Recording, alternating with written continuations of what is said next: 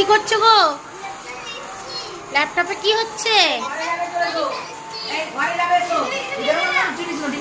বাড়ি যাবে তো?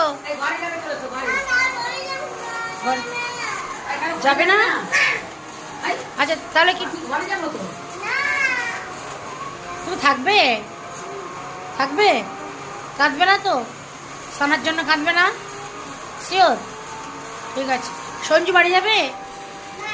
তুমিও যাবে না? রিমসা? তোমার যেতেই হবে?